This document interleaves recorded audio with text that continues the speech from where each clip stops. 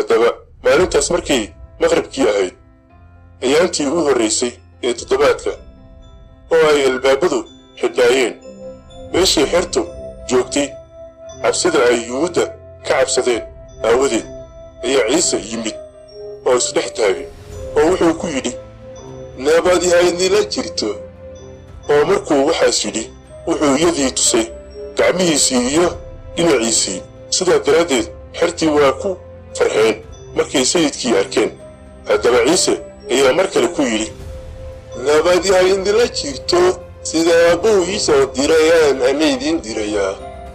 oo markuu waxaas yidhi ayuu ku neefsaday oo ku yidhi aqbala ruuxa quduuska nin alla ninka dembiyadiisa cafidaan way cafiyan yihiin nin alla ninka dembiyadiisa ku celisaan way ceshan yihiin laakiin toomas mid 12 ka mid ah oo didimos la oran jiray lama joogin markuu ciise yimid haddaba xertii kale ayaa ku tiri waxaanu aragnay sayidkii laakiin wuxuu ku yidhi haddaanan gacmihiisa ku arkin calaamadii musmaarada oo aanan fartayda gelin nabarkii musmaarada oo aanan gacantayda gelin dhinaciisa rumaysanba maayo oo 8 maalmood dabadeed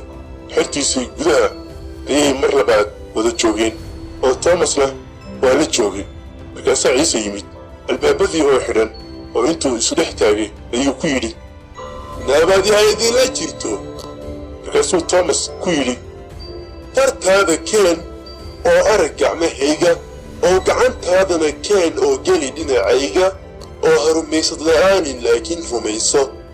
toomas ayaa u jawaabay oo ku yidhi rabbigay iyo ilaahayow markaasaa ciise ku yidhi waad i aragtay taas aawadeed ayaad rumaysatay waxaa barakaysan kuwa aan i aragay rumaystay